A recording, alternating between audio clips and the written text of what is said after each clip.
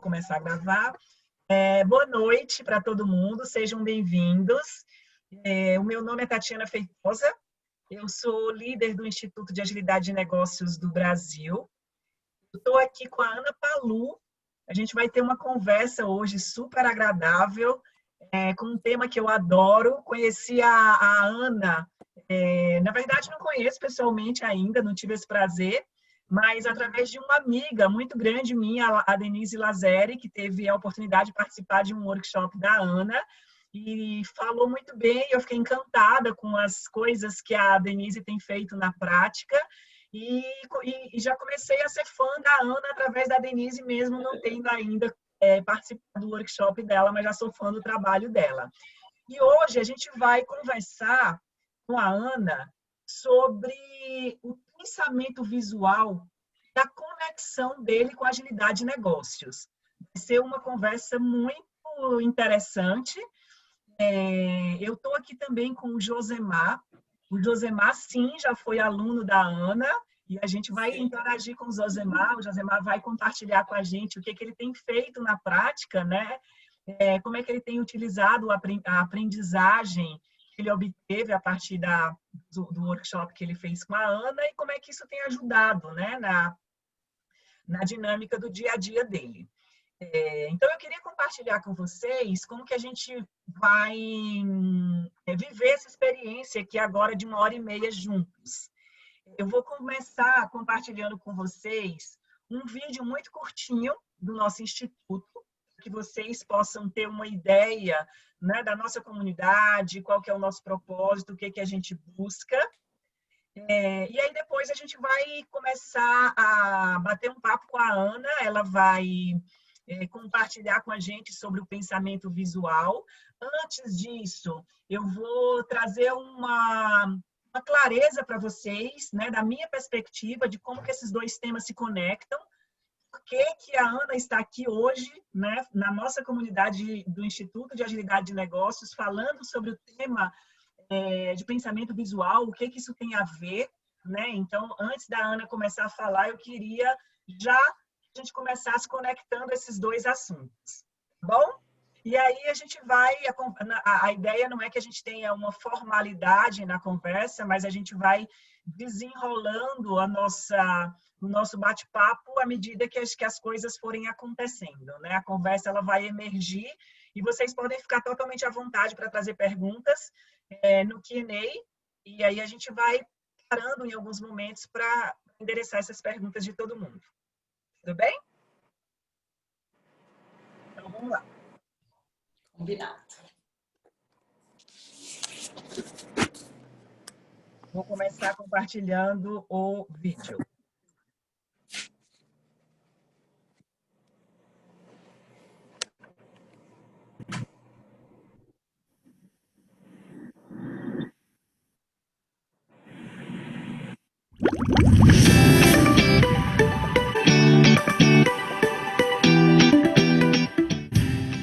O Instituto de Agilidade de Negócios do Brasil é uma comunidade de pessoas que buscam ajudar a criar a próxima geração de organizações. Esse é o nosso propósito. Aqui no Brasil, começamos nossa atuação realizando meetups sobre agilidade de negócio e outros temas relacionados. Nascemos oficialmente como comunidade no dia 5 de maio de 2020, quando fizemos nossa primeira reunião de kickoff e compartilhamos com todos os voluntários nosso sonho, nossa visão de futuro e nossa ideia sobre nossa organização interna em núcleos de trabalho. Os núcleos de trabalho são equipes que também têm um propósito. Os voluntários podem conhecer o que significa cada um dos núcleos na nossa intranet e podem escolher o núcleo que querem fazer parte. Agora, nós vamos contar um pouco sobre as possíveis formas de se relacionar com o Instituto de Agilidade de Negócios do Brasil. Você pode ser um voluntário e atuar nos núcleos de trabalho que acabamos de compartilhar. Você pode ser um membro corporativo e ter sua empresa participando dos nossos eventos globais e regionais, de fóruns executivos, acessando nossa biblioteca de conteúdos, participando das nossas incubadoras de aprendizagem e comunicação e de várias outras iniciativas que oferecemos.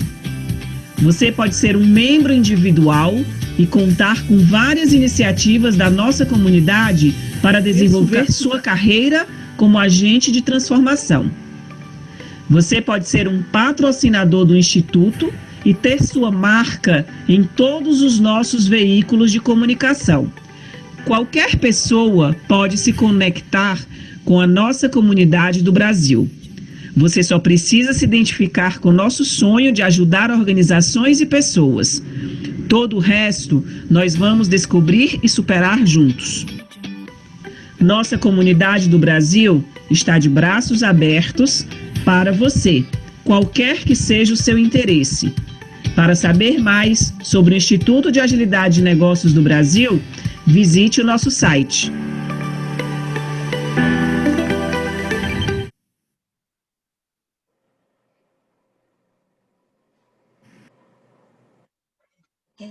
Gente, esse vídeo, muito mais do que compartilhar assim, uma visão muito breve, né, com todos vocês do que é a nossa comunidade, ele é também um convite, né? Então, a comunidade está aberta.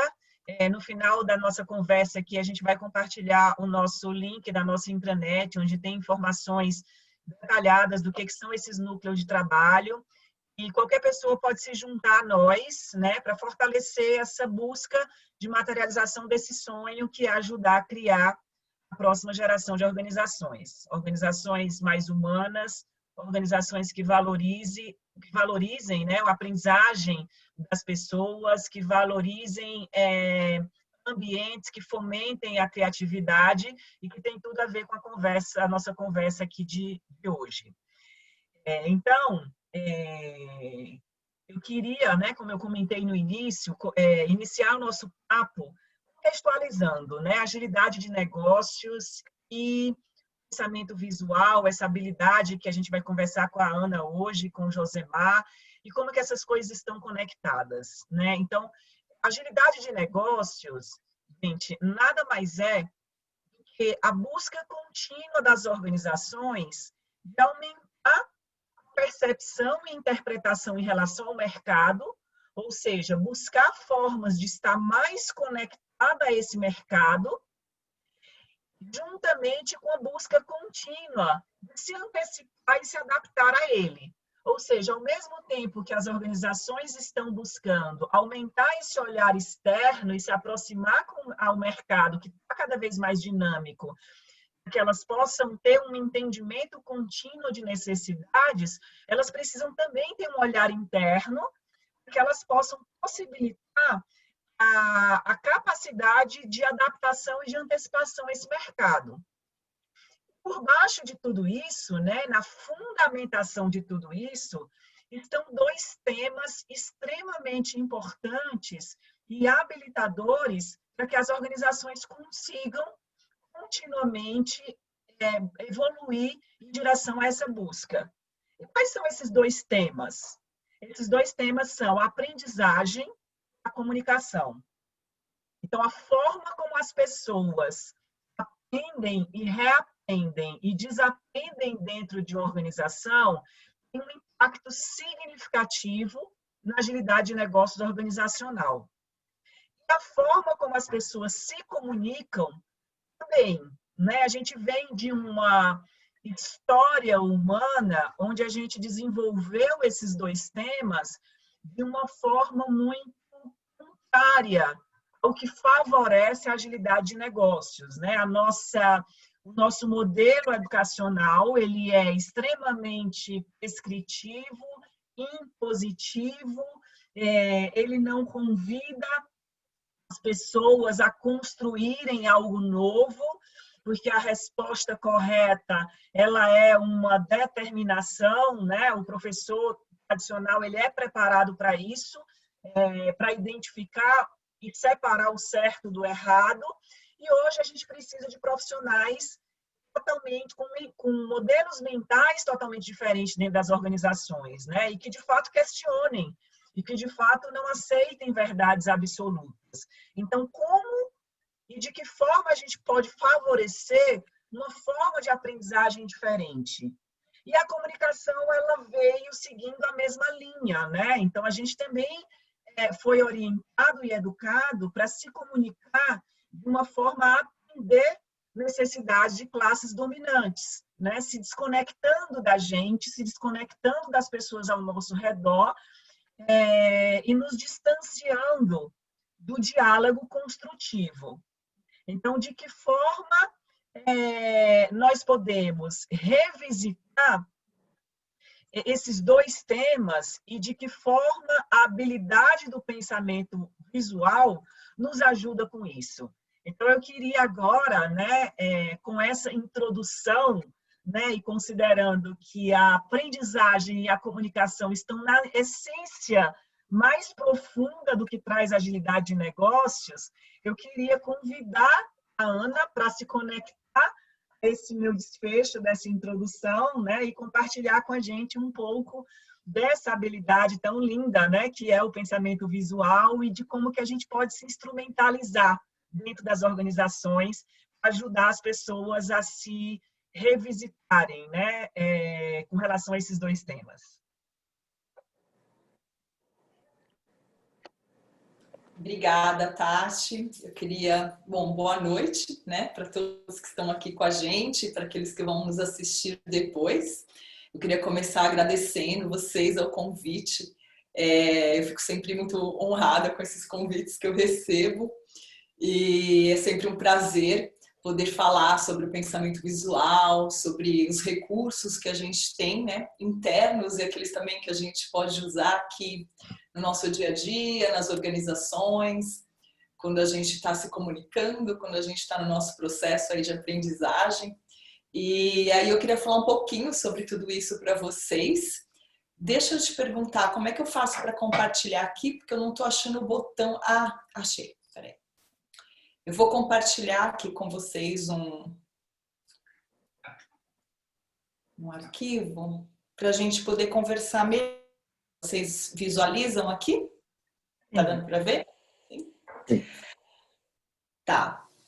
Então, para quem não sabe, eu sou uma pensadora visual, acredito que muitos de vocês aqui são, mas o pensamento visual ele não é nenhuma técnica, nem uma ferramenta, ele é uma habilidade que todos nós temos. Na verdade, o meu trabalho, ele tem a base do pensamento visual, mas a minha profissão, eu sou uma facilitadora gráfica. E eu não sei se vocês sabem o que um facilitador gráfico faz. Também tem algumas confusões, porque nós temos os facilitadores de reuniões e as pessoas acham que é a mesma pessoa que faz as duas coisas. Há uma possibilidade disso acontecer, mas são funções bem diferentes. Então, na verdade, eu vou em um evento, reuniões, treinamentos, eventos com palestras. Geralmente eu estou dentro de ou ambientes educacionais ou organizações. E em qualquer tipo de encontro onde haja um compartilhamento de informações, de conteúdo. Quando isso acontece, naturalmente a gente tem aí já um processo de aprendizagem, né? Porque talvez seja assim, a gente não tenha muito esse olhar, mas quando a gente está dentro de uma reunião, a gente também está compartilhando informações que estão sendo aprendidas, absorvidas, retidas por quem está ali. Então, de qualquer forma, é natural que haja esse processo de aprendizagem, mesmo que não seja um ambiente educacional com aquele propósito explícito. E aí eu vou nessas reuniões com uma folha de papel bem grande, não sei se vocês veem aqui atrás de mim, geralmente ela está em branco quando a reunião inicia, e eu vou mais ou menos desenhando, mas eu vou construindo uma síntese visual de toda essa informação, desse conteúdo que vai chegando ali. E agora, né, nesse mundo virtual, eu faço de uma outra forma, eu tenho uma folha numa mesa com uma câmera superior também, e ali eu vou construindo, eles vão compartilhando a minha tela para que todos possam ver o que está sendo registrado ali visualmente. E dentro dessa experiência todas que eu tenho vivido, né, é importante dizer também que essa técnica, ela serve de apoio para quem fala. Então, quem está falando, quem está ali ou conduzindo uma reunião ou apresentando alguma informação, ela é a principal figura ali nesse processo de aprendizagem. E quem registra, quem faz essa parte toda visual, dá apoio para quem fala. E o que eu tenho percebido muito dentro desses universos todos em que eu tenho trabalhado, eu conheci a facilitação gráfica em 2012, então desde 2013 que eu venho trabalhando com isso, é que a gente está criando uma nova forma de linguagem, que tem tudo a ver com o novo momento de vida que a gente tem, com esse novo século. Tem um autor que eu gosto muito, ele chama Bobby Rohn. Ele escreveu um livro chamado Visual Language, onde ele diz que nós estamos criando uma linguagem no século XXI, onde ela é uma mistura do verbal com o visual. Uma não substitui a outra. O que ele diz é que nós temos uma associação dessas linguagens. E com os dispositivos móveis que surgiram já tem aí mais de 5 anos, né, principalmente depois dos smartphones, que a gente tem toda aquela linguagem ali nova, essas telas que tem os apps, onde você tem um ícone com texto, e aí você clica lá dentro, se vocês perceberem, se derem conta, toda a linguagem que é trabalhada nesses dispositivos móveis, eles têm essa associação do verbal com o visual. Então, o tempo todo, a gente tem ali um texto com uma imagem. Ou se é um vídeo, né? Às vezes um desenho, fotos, imagens bem impactantes junto com uma fala. Sempre essa associação dessas linguagens. E ele diz que a gente nunca fez isso em toda a história da humanidade de uma forma tão sofisticada. E que graças a esse uso, a gente está mudando a forma como a gente pensa, a forma como a gente aprende, como a gente retém as informações. Isso é muito peculiar desse momento que a gente está vivendo agora. Dentro das corporações, o que eu vejo é um uso muito grande dessa linguagem dentro dos métodos. Acho que todo mundo aqui, a maioria de vocês trabalham com agilidade, então a gente vê um monte de Canvas, né?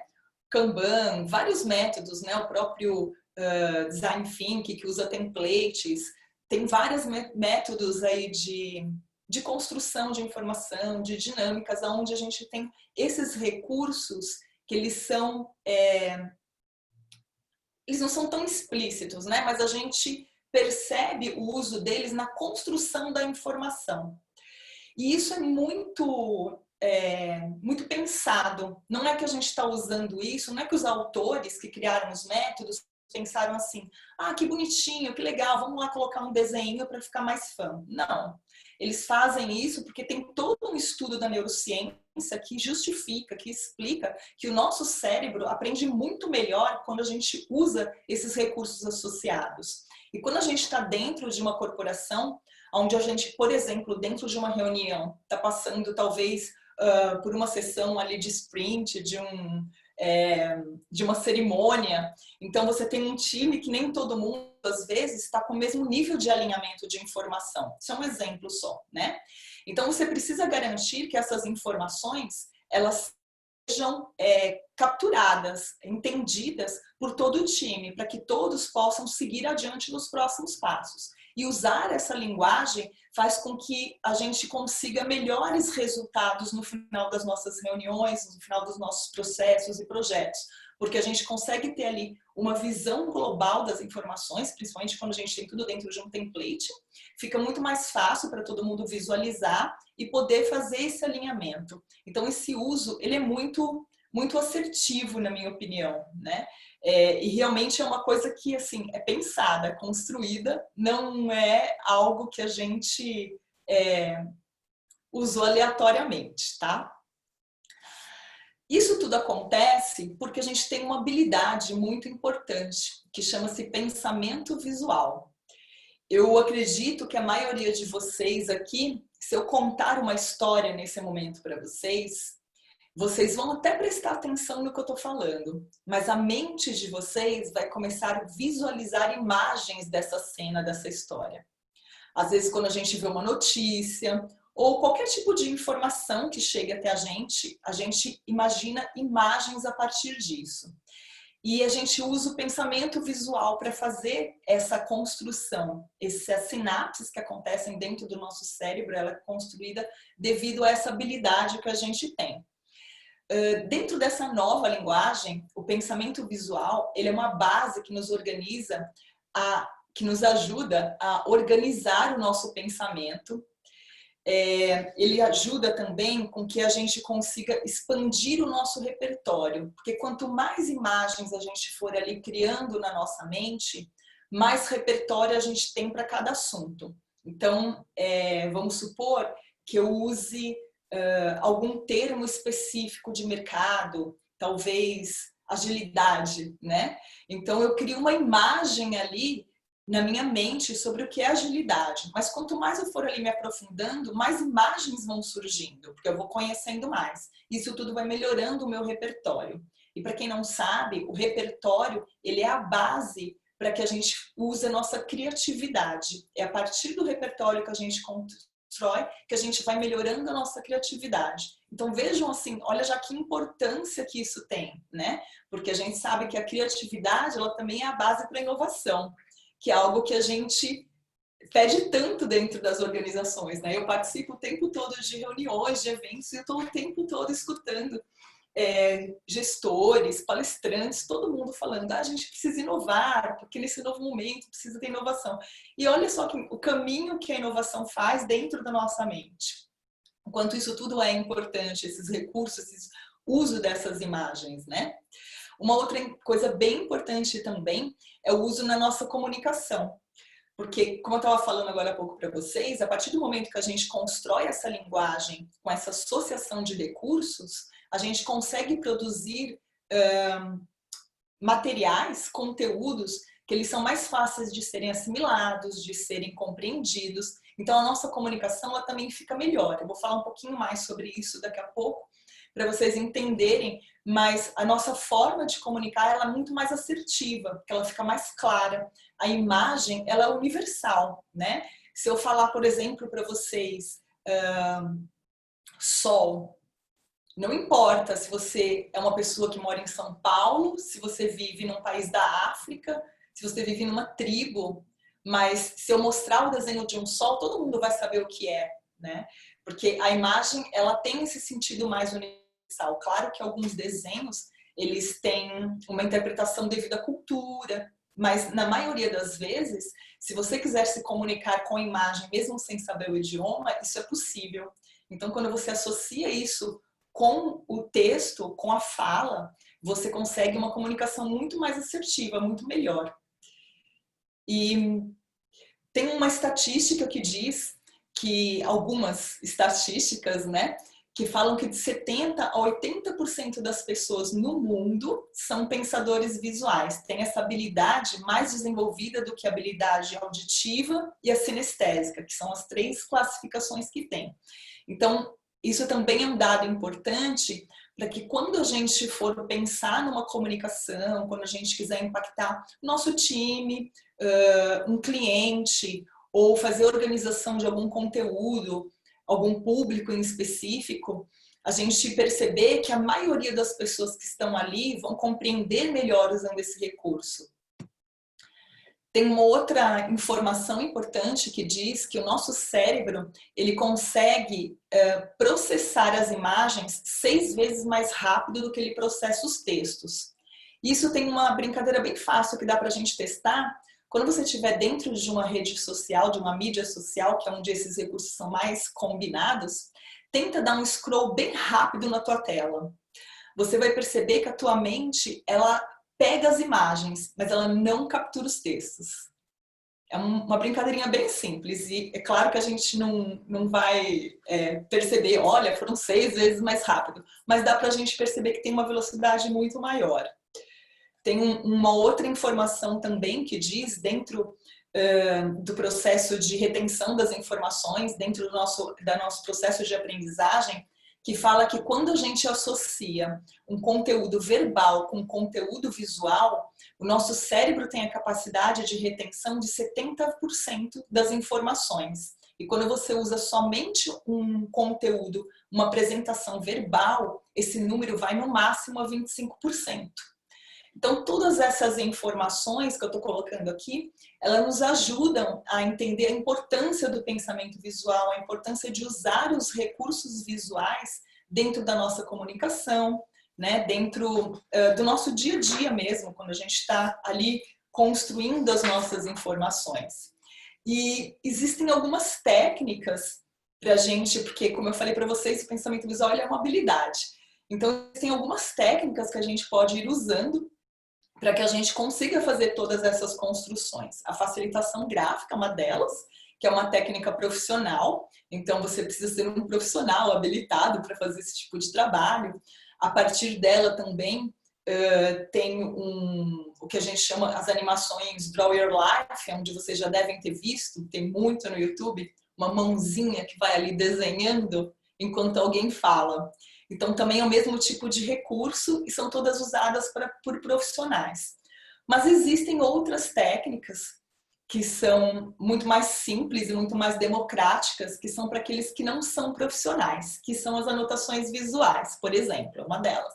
Eu posso falar com propriedade, porque eu desenvolvi um método baseado nelas, né? Então, daqui a pouquinho eu até falo um pouquinho mais sobre isso para vocês.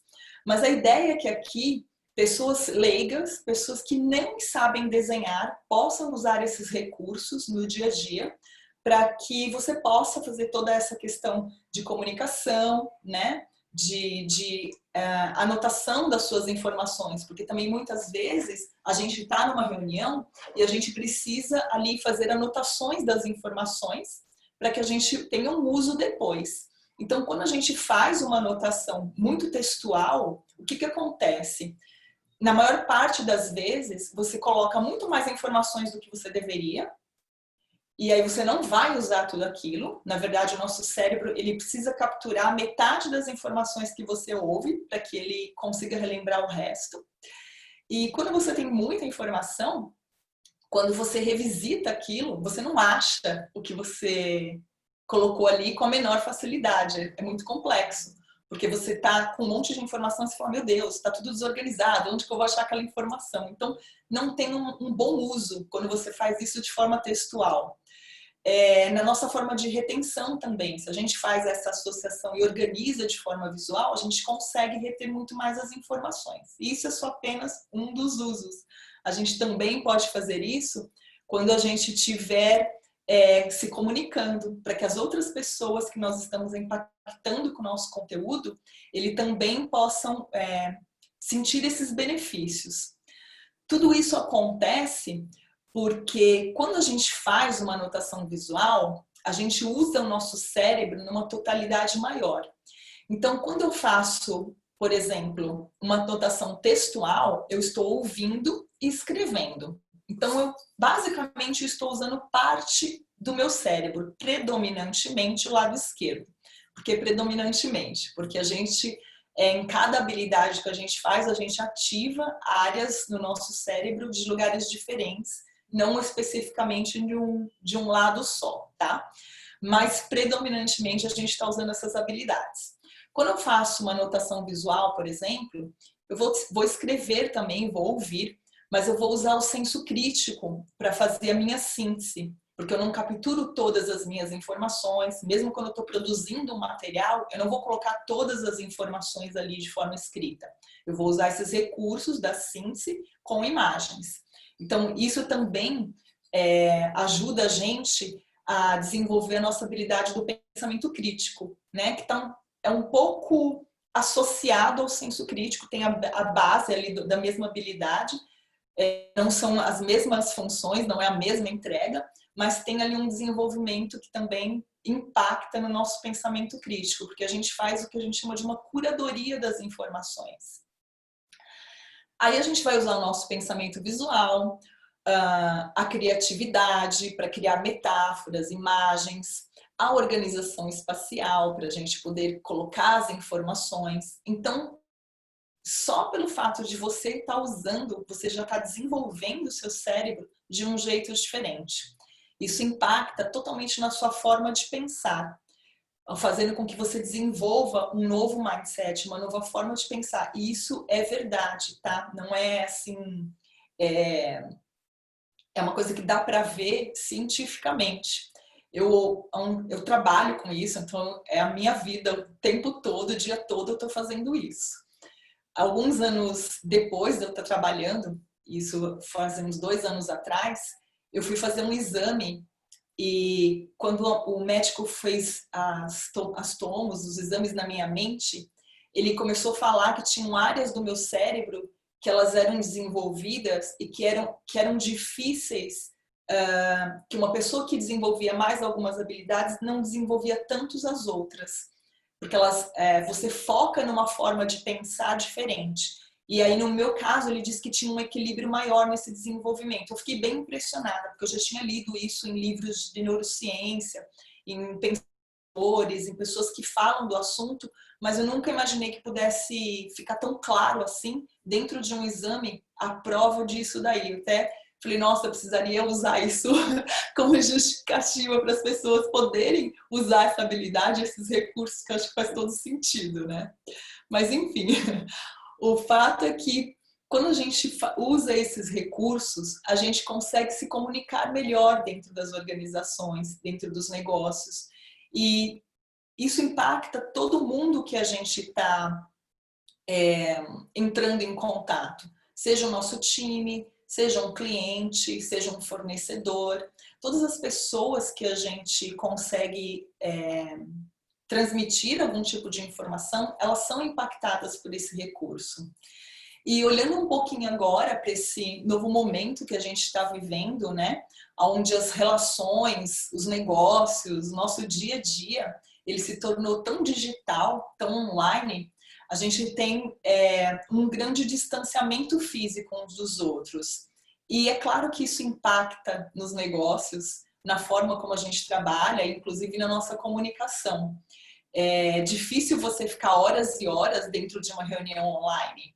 As pessoas perdem o foco, elas não prestam tanto mais atenção. Por um lado, eu acho que esses recursos, eles nos possibilitaram momentos de mundo que a gente não viveria, não conseguiria trabalhar sequer diante de uma pandemia se a gente não houvesse os recursos tecnológicos. Eu acho que assim traz muitos benefícios. Por outro lado, a gente não pode esquecer que somos nós humanos que estamos protagonizando. Os recursos tecnológicos, eles são só recursos. Se não tiver um humano ali, por eles só eles não fazem nada.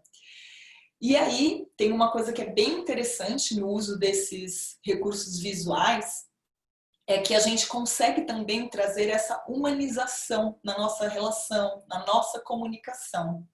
Principalmente quando a gente faz uma mensagem, um conteúdo feito à mão.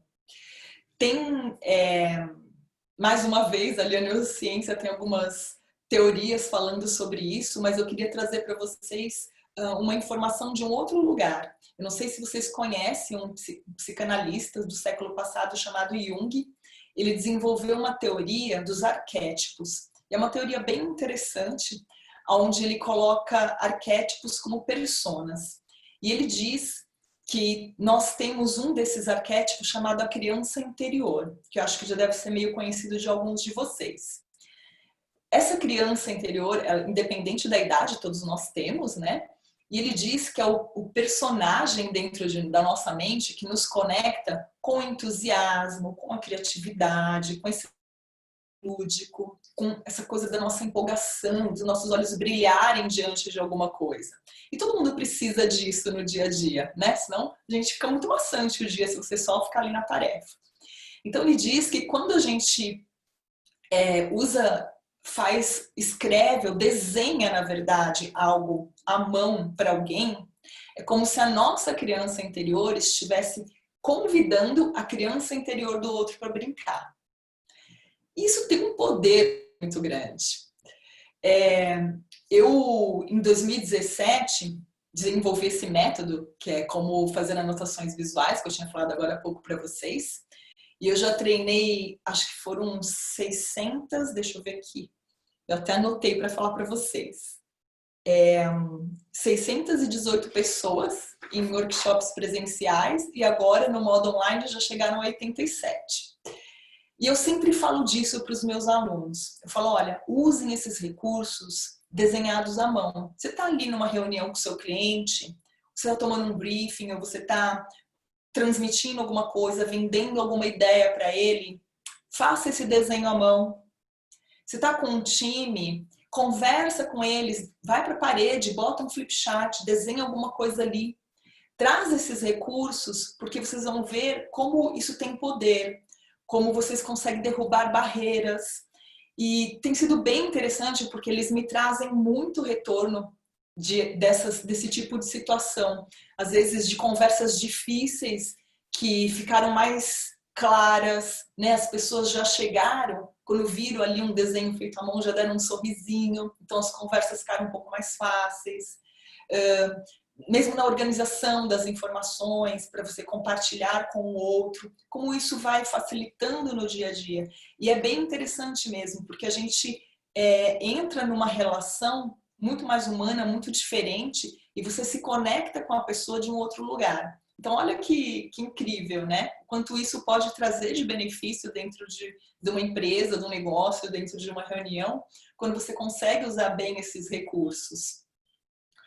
E aí eu trouxe um pouquinho para vocês de algumas coisas que os alunos têm feito, para vocês entenderem mais ou menos como funciona. Eu já peço desculpa para vocês, porque são fotos um pouco ruins, elas não estão muito bem tiradas, porque são bem coisas de dia a dia, então algumas são um pouco mais escuras, mas eu vou explicar melhor aqui para vocês. Eu tive uma aluna, que ela é uma médica, e ela trabalhava trabalha assim com a rede pública, né, com o SUS, lá na Bahia. E ela percebia que alguns pacientes dela não progrediam. E ela descobriu que alguns deles eram analfabetos, por isso que eles não conseguiam tomar os medicamentos como eles deveriam. E ela resolveu adotar uma receita visual. Então ela colocava um solzinho quando ele tinha que tomar de manhã, uma luinha quando era à noite, e ela conseguiu melhorar isso dentro do PS, onde ela trabalhava. As pessoas conseguiram entender melhor os procedimentos e a saúde de muitos deles acabaram melhorando também. Aqui a gente tem um exemplo de uma agenda que está bem organizada aqui visualmente, você vê, e não precisa aqui não tem nem desenho, né? Quando eu falo que as pessoas não precisam saber desenhar, mas só a forma que eles organizaram aqui, como ficou diferente, muito mais fácil de você achar as informações, as suas tarefas, você pode depois ir com marca-texto, né? Marcando em cima aquilo que ficou mais fácil para você, isso vai facilitando o seu dia a dia. Esse outro aqui é uma jornada de Kanban. Ele estava ilustrando para explicar para um grupo do time dele como que funcionava essa jornada toda, então ele fez várias ilustrações. E aqui, como ele usou para um apoio para a fala dele, e isso é bem interessante vocês observarem, ele colocou pouco texto, são mais desenhos, porque ele vai combinar com a fala. Aqui tem uma anotação de uma reunião, uma pessoa que estava coletando algumas informações. Aqui algumas apresentações. Isso foi agora já na pandemia, são alunos do meu curso online.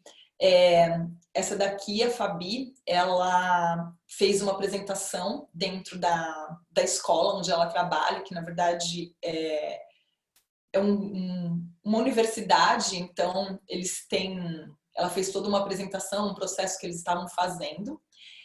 Olha que interessante, ela é uma professora de educação infantil e ela estava usando esse recurso para explicar, que ela também é coordenadora da escola, para os outros professores o que era esse ciclo do brincar para as crianças nesse novo modelo. Aqui também, a Carol, ela é professora de química e ela passou a dar todas as aulas dela usando esse tipo de recurso. E ela dá aula para adolescente. Quem tem proximidade com adolescente sabe a dificuldade que eles estão tendo, tanto de participar das aulas, como para quem está ensinando, com todas aquelas câmeras e microfones fechados e você não tem retorno nenhum. E ela disse que quando ela começou a usar esses recursos, eles começaram a participar nas aulas, deixavam mensagens para ela, porque eles perceberam que a aula dela não era uma aula automática que estava ali e ela estava reproduzindo e pronto. Que ela tinha se dedicado à aula. E teve um deles que inclusive falou para ela que ele se sentiu especial sabendo que ela tinha criado um material para a turma deles. Então, olha como a gente recebe essas informações de um jeito lindo, né? A pessoa se sentiu especial porque alguém desenhou para ela. E se vocês olharem, não tem nenhum desenho profissional, né? Eles são desenhos simples, não tem nada que assim que você fala, nossa, preciso ser um grande profissional para desenhar. Aqui também são pessoas que trabalham com agilidade. Tem um painel aqui, o Daniel, ele ficou bem famoso, acho que muita gente do mundo ágil conhece ele trabalha no Itaú.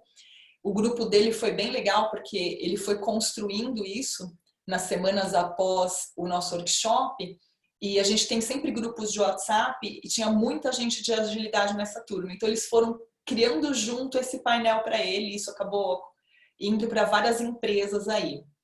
Aqui também tem uma aula, aqui uma cliente que fez uma reunião e ela fez várias apresentações para os clientes dela, usando esse recurso, que é a Ângela. Aqui também um template. Então, só para vocês terem uma ideia desses recursos, como a gente pode usar isso no nosso dia a dia, no nosso negócio, quantas possibilidades que nós temos, né? E aqui um painel geral de tudo que eu falei para vocês, que só para vocês terem uma ideia, não sei se vocês conseguem ver, eu tenho ele aqui.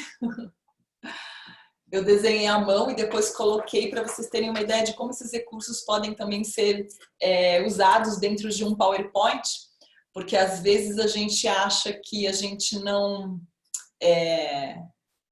vai conseguir ali... eu preciso fazer uma apresentação em PowerPoint, eu não tenho como colocar um papel na parede, como que eu faço com isso, né? Então você pode ali desenhar num papel menor, colocar ali no seu computador para você compartilhar com mais pessoas. Enfim, são muitos os recursos que nós temos. Aí eu queria finalizar aqui minha fala, deixando um convite para vocês, para que acessem o site. A gente tem lá o Lab Pensadores Visuais, que é um portal de educação focado para o pensamento visual, onde tem bastante vídeo que eu faço, em colaboração também com esses meus ex-alunos que estão trazendo as experiências deles para a gente compartilhar, tem textos. Nas nossas mídias, a gente também está sempre postando dicas. E para quem quiser também conhecer a técnica, pode falar do curso? Claro! Pode compartilhar se você quiser no chat, Ana. Tá. Tem a última turma aberta agora, que começa dia 16 de novembro. É a última do ano. Então também, se alguém tiver interesse em participar, lá tem os links para vocês conhecerem tudo que vai funcionar. Mas, de qualquer forma, eu queria que vocês... deixar aqui o convite para vocês explorarem o pensamento visual. Eu acho que tem várias formas de fazer isso no dia a dia, né, com jeitos mais simples e que vai fazer toda a diferença na economia de tempo, nesse aprofundamento desse processo de aprendizagem. Eu acho que vale muito a pena. E agradecer mais uma vez vocês aqui pelo convite, por poder falar um pouquinho aqui desse tema. Obrigada a todos. Muito legal, Ana. É muito inspirador ver você falando desse tema, né? E os desenhos são muito lindos, né? Então, assim, isso traz... Eu acho que você trouxe um pouco disso na sua fala, né? Isso traz uma leveza muito grande para o dia a dia, né? Porque você transforma muitas vezes assuntos que são densos e que através do desenho eles são transmitidos de uma forma muito mais leve, né? Eu fiquei com uma curiosidade enquanto você compartilhava tudo com a gente e que eu gostaria de pedir para você esclarecer, né? Como você fala, né? O pensamento visual, ele é uma habilidade, né? Ele é uma habilidade que todos nós temos, né? E que as crianças exercitam bastante, né? E que por alguma razão, isso a gente perde esse repertório. Você usou essa palavra que eu gostei muito, né? A gente perde esse vocabulário, né? A gente tem um vocabulário muito rico, textual, mas a gente perde o vocabulário de imagens, porque muito provavelmente ele precisaria ser praticado, né? Ele precisaria ser exercitado para que a gente. E é muito gostoso quando a gente. Depois que eu conversei com a Denise, né? Que é a Denise Lazeri que fez seu workshop, eu comecei por conta própria, mesmo sem ter uma orientação, a fazer coisas, a desenhar, e é tão bacana, e você vê que à medida que você vai fazendo, você vai se tornando mais fluido, né? Mais fluido, né? Então, a minha pergunta para você é: por que que a gente perde esse repertório? Por que que isso não tem uma continuidade, né? Eu imagino que isso tenha uma relação muito forte com o nosso próprio modelo educacional, né? E de não incentivar, né, a continuidade do desenho e do enriquecimento do vocabulário de imagens. Mas você tem algo para trazer para a gente que justifique essa descontinuidade, né, da vida infantil e da vida adulta com a construção desse repertório? Sim, sim. Olha, isso que você falou, né, desse nosso sistema educacional, ele é um dos pontos, porque a maior parte das crianças, elas perdem entre 5, 6, 7 anos, 8, que é quando começa a nossa alfabetização, porque aí existe um foco maior na parte de escrever, e dentro das escolas tem muitas críticas. Então eu já ouvi depoimentos de pessoas que desenhavam na sala de aula e eram criticadas pelos professores. Ele está lá desenhando, não está prestando atenção, o que é uma grande falácia, porque na verdade tem uma autora que eu também gosto muito, que é a Sunny Brown. Ela tem um livro chamado Doodle Revolution, onde ela diz que o doodle, eu não sei se vocês sabem, ele é uma coisa que ele não é nem um rabisco, ele é um antes. Sabe quando você está ouvindo alguém falar e você só está lá com uma caneta assim, fazendo nada, só um rabisquinho ali, um nada? Isso é doodle. E ela diz que quando só o fato de você fazer isso, você já presta mais atenção e fica mais focado na informação do que você só estiver ouvindo. Porque tem algo que tangibiliza, né, a nossa informação enquanto você faz essa brincadeirinha, né, essa passatempo ali enquanto você escuta. Então, se você faz isso, fazendo isso, quando você desenha, você tem uma atenção muito maior. Aliás, uma das coisas que eu falo, a primeira coisa que eu falo para os alunos no workshop é que a gente tem que ter uma atenção plena. Porque se você não escuta com muita atenção, você não consegue fazer todo o processo. Vai ficar com gaps nas suas informações. E o nosso processo de aprendizagem, né, não o nosso processo de aprendizagem, mas nossa educação formal, ela não contribui com isso. Porque ela foi construída, né, contra o propósito, lá no início da Revolução Industrial, onde a gente tinha que criar pessoas para que fossem trabalhar em linhas de produções. Então, não tinha outro propósito. A gente tem que criar novos modelos. Tem modelos que já estão surgindo e estão rompendo um pouco com isso, né? Usam mais coisas visuais, incentivam os alunos nessa participação, não só na aula de arte, né? Mas no dia a dia. E existe uma outra linha de pensamento também, que eu acho que é mais até forte do que a questão da educação. O David Sibit, que é o cara que criou a facilitação gráfica, ele tem uma consultoria de negócios na Califórnia e ele fala num dos livros dele, aliás, ele tem também vários livros aqui no Brasil publicados, o mais famoso é Reuniões Visuais, super indico para vocês, deem uma olhada que vale a pena. E ele diz que a gente perde também essa relação na primeira infância, mas por uma outra questão. Ele fala que é devido a uma crítica. Então, muitas crianças, elas deparam com alguém dizendo: você não sabe desenhar, que desenho feio que você tem, nossa, que horror, né? A gente faz muito isso. As próprias crianças, né, elas Criança tem uma coisa, às vezes, de sem querer falar uma coisa dessa um para o outro, né? O adulto, às vezes, faz uma crítica, ou mesmo uma coisa que pode ser perigosa, embora a gente não tenha noção disso, a criança vem com aquele desenho super feliz e fala, ai, olha o que eu fiz. Você fala, ah, que lindo, mas o que é isso? Você não compreendeu o que ela fez. Acabou, que adiantou você falar que é lindo, né? Então, desse lugar da crítica, a gente estabelece uma crença de que a gente não sabe desenhar e a gente carrega isso pro resto da vida. A maioria das pessoas nunca mais retoma essa habilidade, porque o desenho também é uma habilidade e é uma habilidade inata. Todos nós sabemos desenhar desde que nós nascemos. Mas a gente vai melhorando com a nossa coordenação, né? Criança menor, eu até agora no mês de outubro, eu postei vários vídeos falando sobre esse desenvolvimento do pensamento visual na primeira infância, porque foi mês da criança também. Então, tem um vídeo que eu estava falando um pouco sobre isso, né? Dos desenhos que a gente não identifica, mas se você perguntar para uma criança, se você falar assim, mostra uma forma de você descobrir sem ela perceber, né? Ai, olha só, mostra para o tio o que você fez, conta para ele o que você fez, né?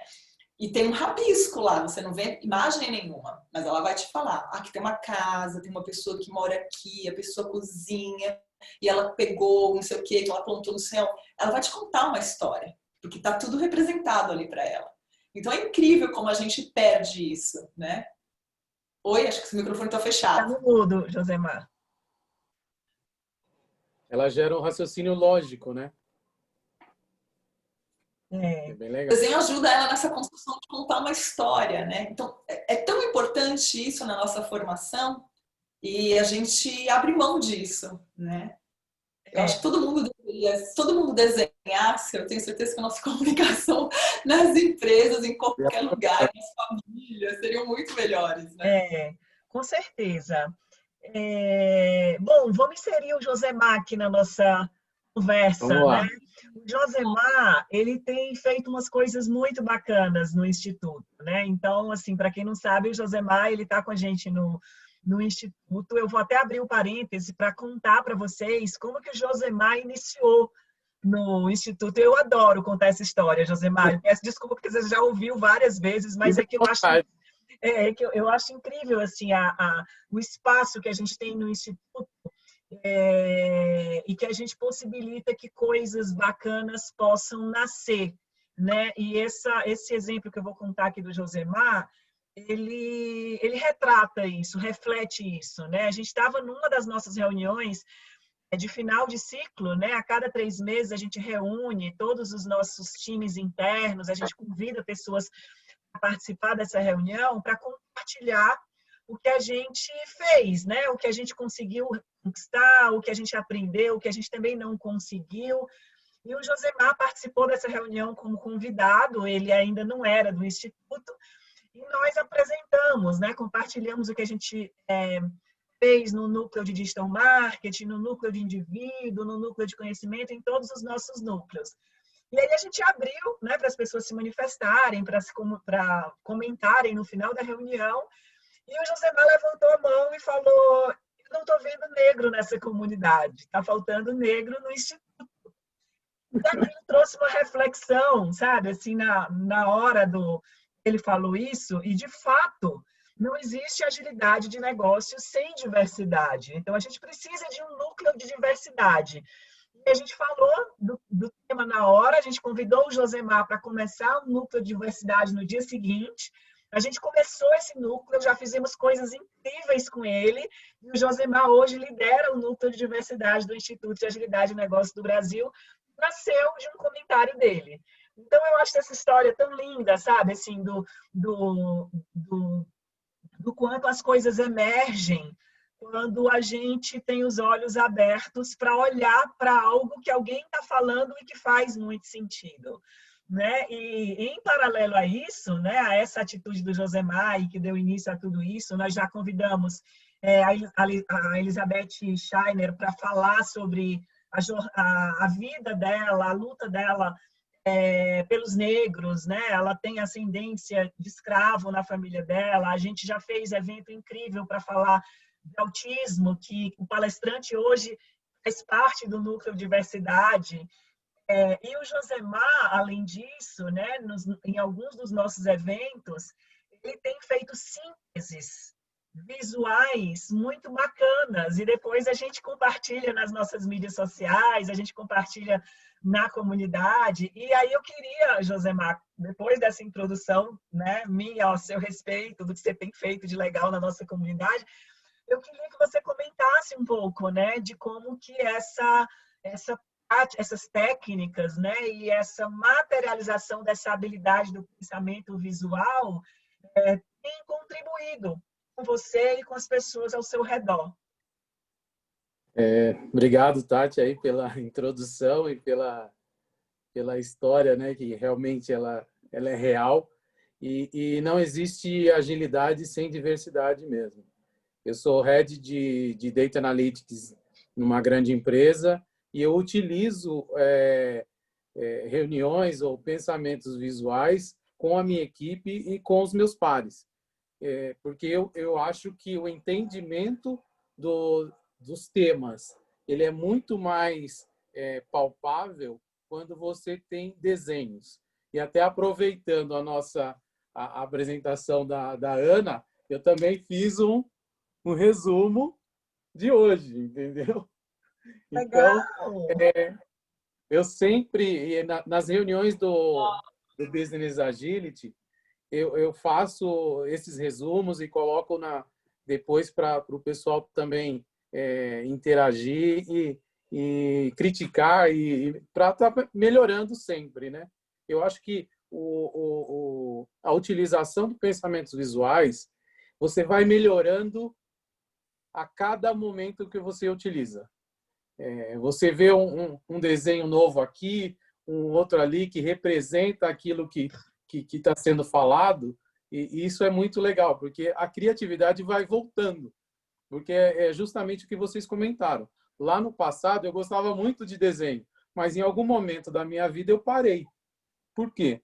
O trabalho, outras obrigações, e você para. E quando você retoma isso, com o curso da Ana também, eu retomei isso e eu consigo agora, em algumas falas, conseguir captar isso e colocar no papel de uma forma visual. É isso. Mas ficou legal. Ficou interessante. Muito legal. Incrível, amei. Muito bacana. Legal, gente. Aquilo que você falou, Ana, e que eu também queria fazer um comentário, né? A inovação, ela é uma palavra uma palavra-chave, né, para agilidade e para agilidade de negócios, né?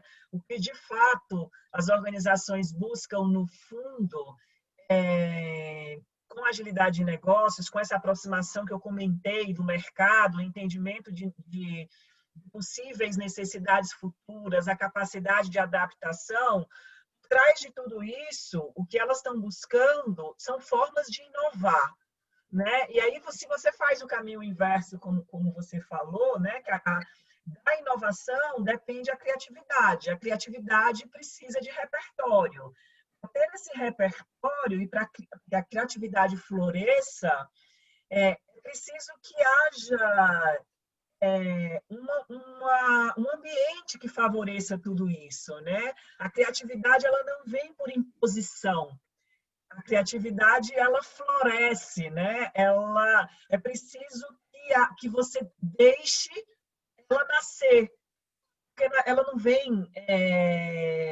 não vem de forma imposta, né? E isso é uma relação e uma conexão muito estreita com o que as organizações estão buscando do ponto de vista de agilidade de negócios. Eu vejo isso, né? Eu estou nesse movimento de transformação de agilidade de negócios no mercado já há muitos anos, e eu vejo isso como um dos principais desafios a se conseguir, de fato, agilidade de negócios. Porque não é algo que você consegue mudar a chave, né? É algo que tem uma fundamentação que está nas nossas bases estruturais, né? Então, assim, o nosso modelo mental que procura sempre modelos prontos, que procura sempre respostas certas, que procura sempre trabalhar na zona de conforto. Eu não vou me arriscar a fazer algo que eu vou correr o risco de ter alguma reprovação. Tudo isso joga contra a inovação, né? E contra o que as organizações estão buscando serem mais ágeis. Então, eu gostei muito desse caminho que você fez em relação à criatividade, né, e do repertório necessário. Então, é preciso abrir espaço que as pessoas criem esse repertório, né, para que elas possam criar. Você não cria em cima do vazio, né? Você precisa construir um vocabulário. E eu espero muito que o trabalho que você está fazendo, né, e que vem fazendo, e que essa habilidade do pensamento visual, ela possa gerar muitas sementes dentro das organizações, porque eu acho que isso vai trazer, como você falou, uma humanidade muito grande, né? E de repente vai trazer um potencial de contribuição muito forte com o nosso propósito do Instituto, né? Que é ajudar a criar a nova geração de organizações mais humanas, organizações que conectem, né? Organizações que possam potencializar o que o ser humano tem de melhor. É verdade. Eu acho que assim, é tão interessante dizer isso, né? Porque quando você fala desse caminho inverso, se a gente chega lá na ponta, você quer inovar, desenhe. Parece simples e tolo, né? Mas o quanto que isso tem de importante, né? E esse feito à mão também, ele não precisa necessariamente, isso é uma coisa importante de dizer, no papel. Eu acho que o papel ele humaniza ainda mais, mas se você tem lá uma canetinha com um celular, onde você tem algum recurso que você vai desenhando à mão, num tablet, também funciona. Tem esse desenho que é imperfeito. E é interessante isso porque também tem um medo das pessoas muito grande de não se arriscarem, né? E aí eu vou usar o desenho como base, como justificativa aqui para o que eu vou dizer, mas que cabe muito na sua fala para muitas coisas que você colocou agora. Então as pessoas não se arriscam a desenhar porque elas acham que vai ficar torto. Ah, não, vai ficar torto, todo mundo vai perceber que está torto. Agora, o torto é humano. O torto é o que traz a identificação. Se eu coloco um desenho, né, principalmente um ícone, que é aquele, se vocês jogarem lá no Google ícone de alguma coisa, é um desenho muito perfeito. Ele é ótimo para representar coisas porque ele é simples, tem poucos traços, é fácil da mente processar, mas ele é perfeito. Tem todo um desenho ali simétrico para a construção dele. Ajuda, claro, é visual. Mas o desenho torto, ele traz essa humanização, essa identificação das pessoas. E é tão interessante isso, porque tem um outro workshop que eu dou, não sei se vocês conhecem o Gino Terentin, a gente roda esse workshop junto, aliás, amanhã a gente começa uma turma corporativa. E que é como uma pessoa fazer o workshop dela usando esses recursos visuais junto.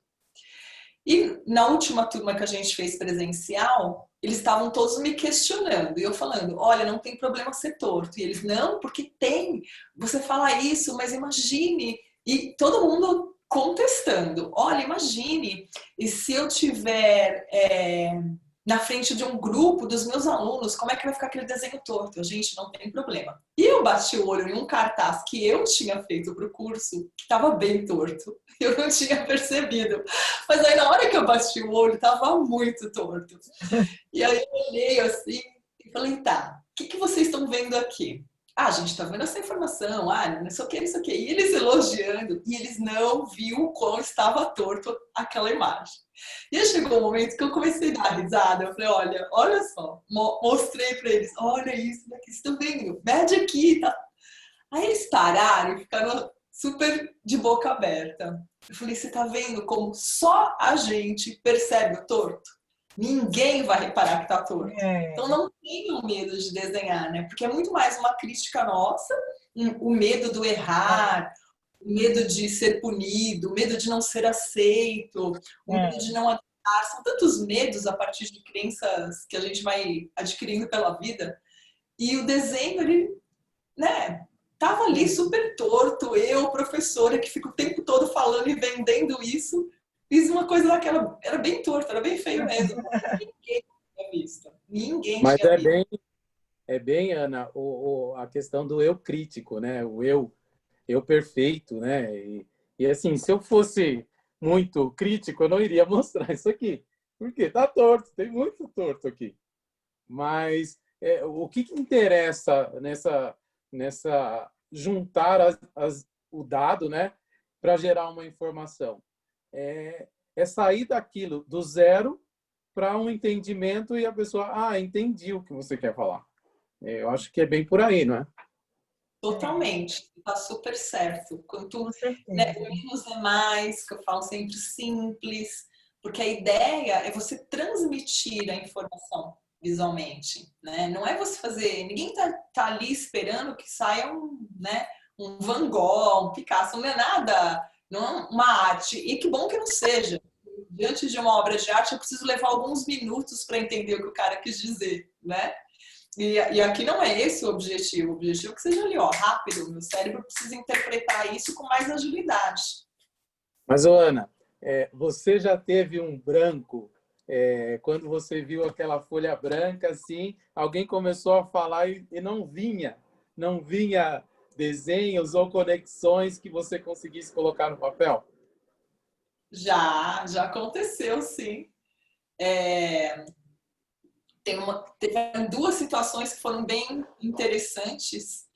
Uma que realmente me falaram um tema e quando chegou lá era outra coisa.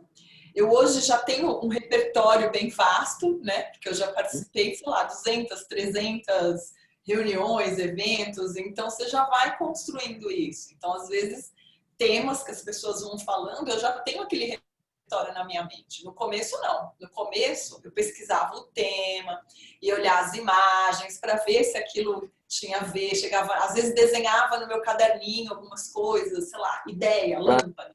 Uma cola, né? Uma referência, né? Uma colinha, né? Sou humana, né? Tudo bem. E não aprendo que nem as inteligências artificiais, né? Precisa da repetição para o meu repertório ampliar.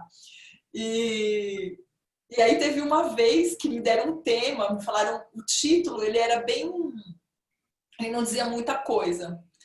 E aí me deram uma linha de raciocínio e quando eu cheguei lá não tinha nada a ver com aquilo. Aí eu fiquei meio tensa assim na hora, mas a fala da pessoa era bem didática, era muito boa, então conforme ele ia usando muitos exemplos, criando algumas analogias e foi me ajudando a construir. Mas teve uma vez que essa vez foi assim, eu fiquei mal depois. Você ficou em pânico. Eu não consegui construir o painel, não consegui. Porque eu faço ao vivo, né? Então, enquanto o palestrante está lá falando, eu vou desenhando e a ideia é que eu termine com ele. E aí foi um evento na IBM com um cara chamado Gil Giardelli. Ele é um futurista, ele é sensacional, sensacional. E ele é tão bom, que ele tem, a apresentação dele é um preze, e aí ele vai, dependendo da reação da plateia, ele vai mudando, ele puxa, vai trazendo. Ele puxa a hora, é isso. Sensacional. Mas era muito complexo o que ele estava dizendo. Então era um relançamento do Watson, que é uma tecnologia deles, bem... E aí o pessoal tinha tido outras apresentações, eu ia construindo, e o público, que legal, né? Ia acompanhando o palestrante, ia vendo. Quando chegou na vez dele, ele começou a falar tanta coisa incrível que eu não conseguia sintetizar. Ele já estava falando 15 minutos, a palestra dele era de 1 hora, e eu já falava, meu Deus, não vai caber tudo isso aqui num painel, eu já queria ter 10 folhas ali para colocar tudo.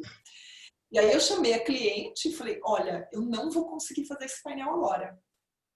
Tá muito complexo para mim, eu vou precisar fazer a síntese da síntese da síntese, porque tem muita coisa incrível aí, né?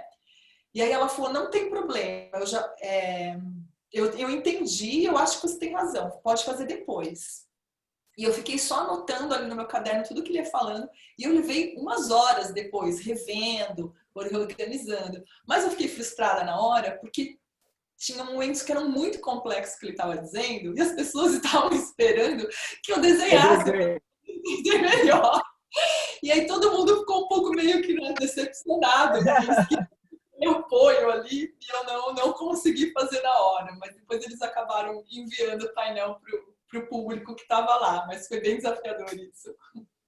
Mas muito bom, Ana, muito, muito, muito inspiradora a sua fala. Eu queria agradecer a sua presença aqui na nossa comunidade, o Josemar também, né, por ter compartilhado aí a experiência dos dois lados.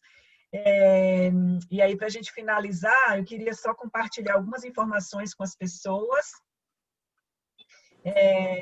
São informações relacionadas aos nossos próximos eventos. A gente vai ter, no dia 10 de novembro, um evento com o Paulo Caroli, sobre MVP e Leanception. No dia 24, a gente vai ter um sobre RH ágil com a Pia Maria. No dia 8 de dezembro, a gente vai ter um evento sobre métricas ágeis, sobre obtenha melhores resultados em equipe, com Rafael Albino. E no dia 1º, a gente vai ter um com a Cynthia Kurtz, Working with Stories. Então, são eventos imperdíveis. Tem mais um que a gente está só tentando fechar a data com a Esther Debbie, sobre o tema de retrospectiva e feedback organizacional, também muito bacana. E aqui os nossos links, nosso link, eu vou compartilhar com vocês no chat para ficar mais fácil. O link da nossa, eu vou parar de compartilhar, fica melhor. O link da nossa intranet vai ser o primeiro. Se vocês quiserem mais informações sobre os núcleos de trabalho, sobre como participar das iniciativas do Instituto, aqui o nosso link do nosso Slack, da nossa comunidade, o da nossa página do LinkedIn. E, por último, que eu queria que vocês acessassem com bastante carinho a nossa pesquisa de satisfação, bem rápida. A gente queria saber como é que foi essa experiência aqui hoje comigo, com a Ana e com o Josemar. É importante para que a gente planeje próximos eventos e possa atender às necessidades de vocês. E ela é muito rápida. Então, com isso, a gente finaliza o nosso bate-papo de hoje. Mais uma vez, agradeço a Ana, o Josemar e a todos vocês que estiveram com a gente até agora. E a gente se encontra no nosso próximo evento. Muito obrigada. Obrigado. Obrigada, eu queria agradecer também mais uma vez e dizer que todo mundo que quiser também, eu coloquei os links aqui junto com você também intercalado, da página, das mídias. Se vocês também quiserem entrar em contato, tiverem dúvidas, quiserem conversar, fica à vontade. Às vezes eu demoro algumas horas para responder, porque você está numa reunião, dando uma aula, mas eu nunca deixo de responder ninguém, então fica à vontade. Se vocês quiserem conversar, fico à disposição também. E mais uma vez, obrigado para quem está aqui até agora e pelo espaço que vocês cederam aqui para a gente falar sobre esse assunto. Obrigado, Tati, Josemar. Obrigado e bom te ver de novo. Obrigada, gente. Obrigado. Tchau, tchau. Até a próxima. Tchau.